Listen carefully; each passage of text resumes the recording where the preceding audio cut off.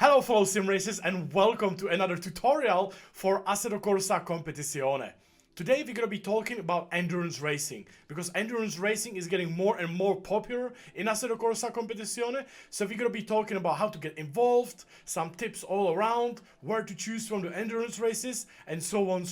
So let's get into it. So probably the most important right at the very beginning is to where to do the endurance, because obviously in Assetto Corsa you can't just go into the game, open the multiplayer and join endurance race with the driver swap or stuff like that.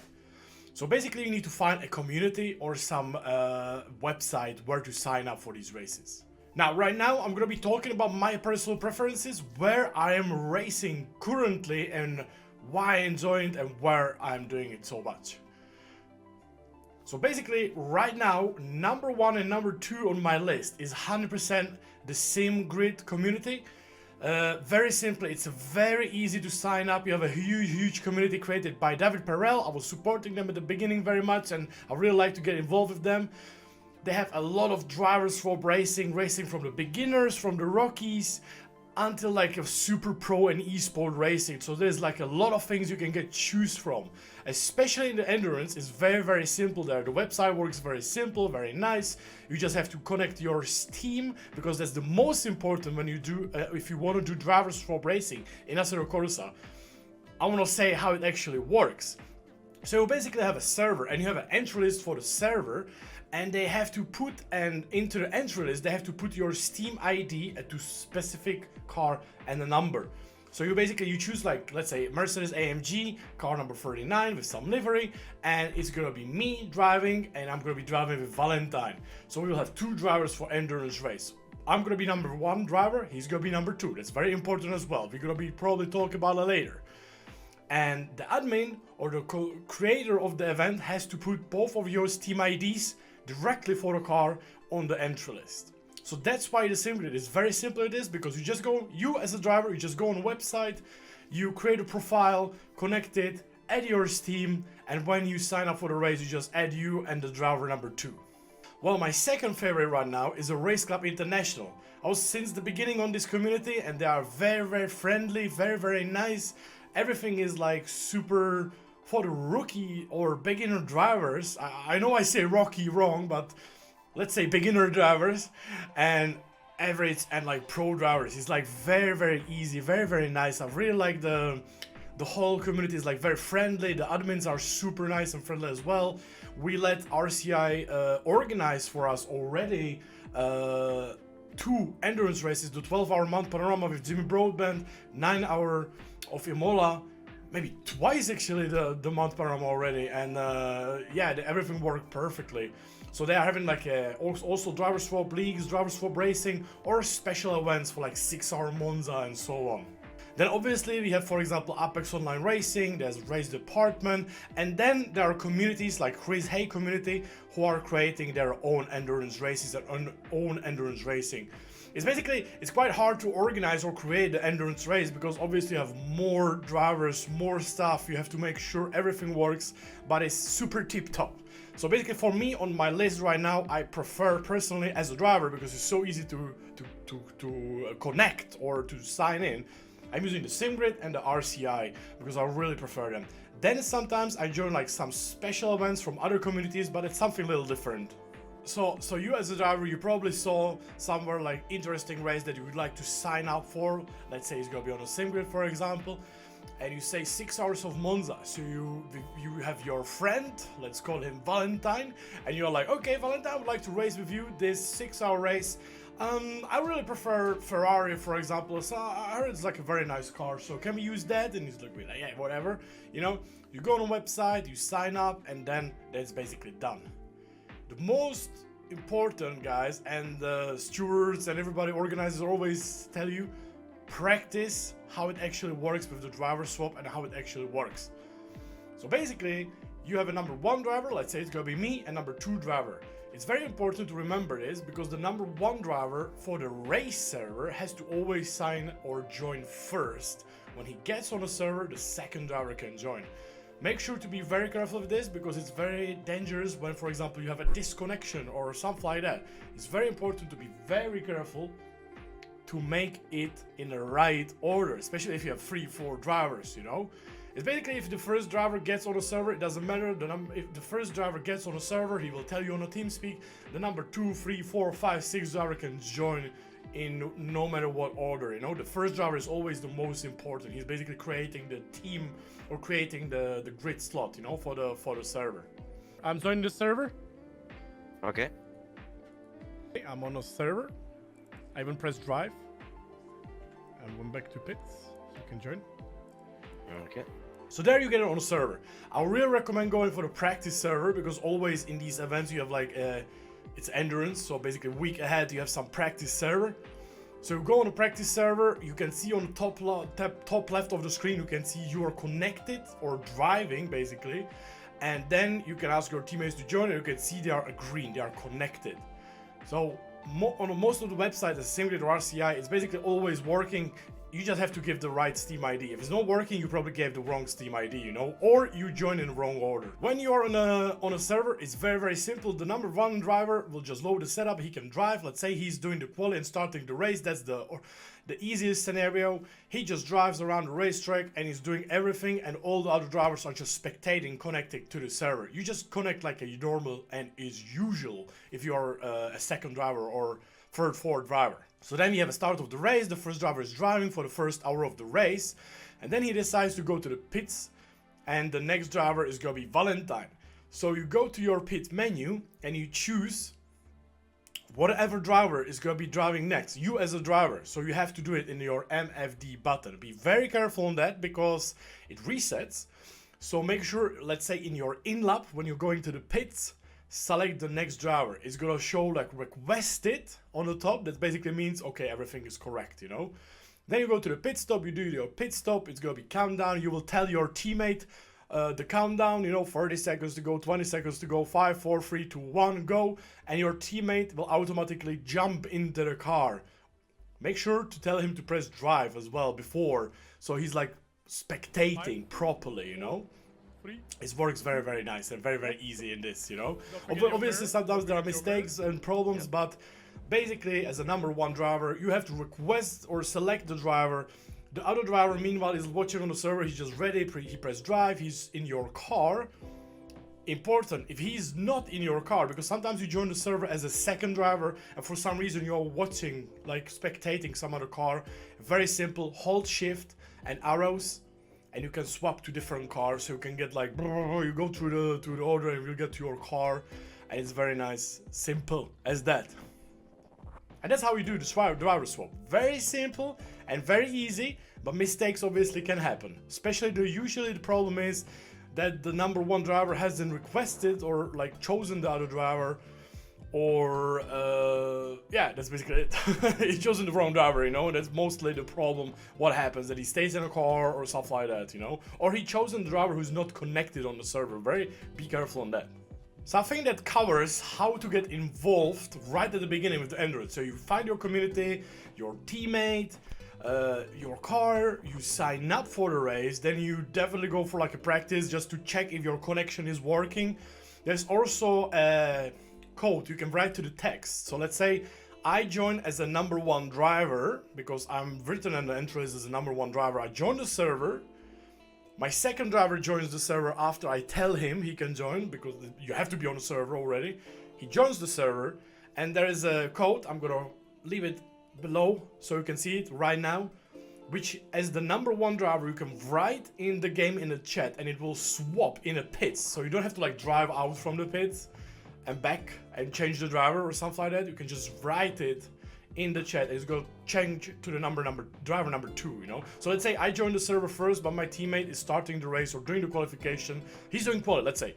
So I'm number 1 driver, I'm driving in the practice, he joins the server, he's spectating me.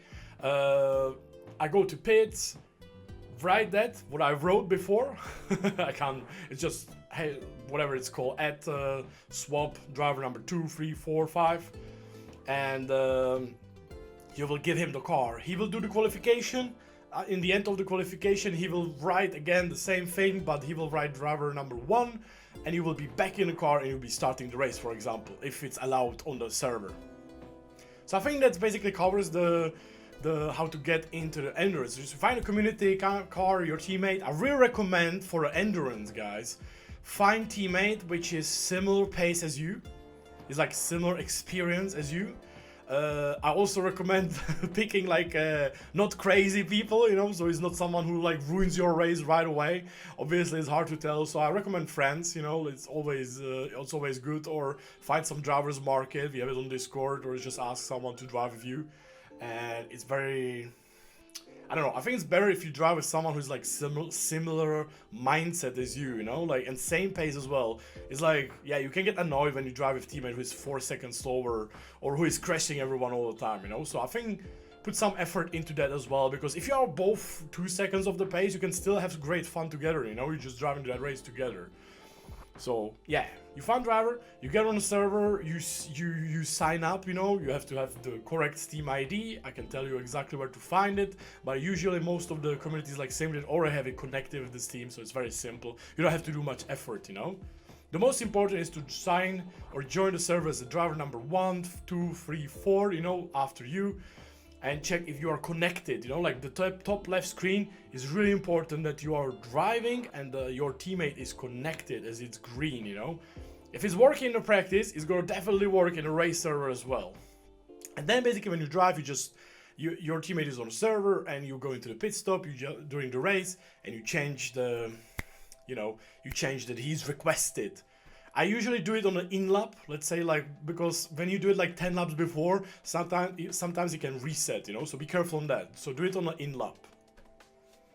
I think that's covering how to get involved into this. And now I would like to give you some tips for the endurance itself. For the race itself, I really recommend practicing a bit more than the usual sprint race, because if you are racing, for example, 6 hours of Monza, it's good to know the weather, it's good to know the opponents, it's good to know the conditions. If they are changing, it's gonna rain, it's gonna be dry, you know, there's always, the servers are giving you like some probability, or the admins are giving you like a probability of what's gonna happen, so you at least a little bit know, you know, because sometimes the races are full wet or full dry or random, so it's good preparation. I really recommend at least practicing like 30 minutes at least on the race pace, on the race setup, to find out what your camber is doing to your tires or how your tires are behaving, because usually in the endurance, like most of the time on most of the servers, you have a driver stint time, which is something most of the servers do like 65 minutes or 70 minutes. So it's very important if your car is actually capable of doing, let's say 70 minutes, if your car is actually capable of doing 70 minutes on fuel, and how your tires behave. Because, you know, sometimes you're driving and your setup is very aggressive and you start killing the tires, you're killing the inside of the tires, you get a lot of graining, killing the tires, and let's say between 55 minutes and 70 minutes of the stint, you are like killed the tires and you're like super slow. So I really recommend doing like a 30-minute practice so you can see what the tires did, how the inside and the outside of the tires is looking, so how they degrade, you know, so you know, like a bit preparation for that. I also recommend preparing the pit stop strategy. So if you have like 6-hour, 12-hour race, prepare the pit stop strategies. If you drive with some more experienced drivers, you can actually prepare the pit stop strategies for different conditions or different weather changes. So let's say the start of the race is 30 degrees and you have, I don't know, 26 psi prepared, and then later in the race, you know, it's gonna go dark, so it's gonna be like 20 degrees, and you know you need like, I don't know, 8 clicks more psi or stuff like that to change it to like 27 psi, you know. So you already prepared the setup and different driver set of the tires, so you don't make a mistake and you drive on the same tires, or you sometimes it actually happens in the driver's stint races. Like right now in ACC, you can actually see a really small white, gray, black circle, which tells you like how the tires are destroyed when you want to give another tire set. But sometimes the teammates are like a bit hectic, you know, and they just stump up on the side and they just gave you freaking 2-hour-old tires, you know, so be careful on that as well. And when it comes to the actual race, obviously you did your qualification, you're going for the race. It's an endurance race, it's a team race, so you have to have in mind you're driving with your friend, your teammate, and you basically don't want to ruin both of your races, right? So I try to approach with the different look, like how to put it, like basically a different responsibility. It's like when you're driving on a road and you're driving alone, and then you have a whole family inside the car. You drive a little bit different, you know, you're a bit more careful. So I would approach the same thing in the sim racing and the endurance as well, because it's very important to me. I don't want to ruin the race for my teammate, you know, I don't want to bin it in the first corner. So you have to have your right mindset for that, you know. So be very, very careful in the first lap, in the first corner. Don't send it like crazy into the first corner, like Monza, you know. Just take it easy. Just take it a little bit easier, you know. It's an endurance race. It's not a sprint race. The endurance race will be won after the 6-hour mark, 12-hour mark, 24-hour mark. So sometimes even losing position is actually more worth than gaining or fighting for position, you know. Like sometimes I see in endurance, like people, it's 8 hours to go and people are defending left, right, you know, blocking, going to the grass. And not only they are losing 2 seconds per lap in that fight for 10 laps, and they, in 1 hour, they lose a half a minute and they're like, why we are P5, you know? Or they actually get you in a situation when you crash them or they crash you and so on. So I really like, I am very big fan of like smart driving in endurance, like always thinking ahead, you know. Like if it's 30 minutes to go, hell yeah, defend. But if it's like 3 hours to go, 5 hours to go, make a little bit more safer approach, you know. Like, okay, this guy is 2/10, 3/10 faster behind me, he caught up with me.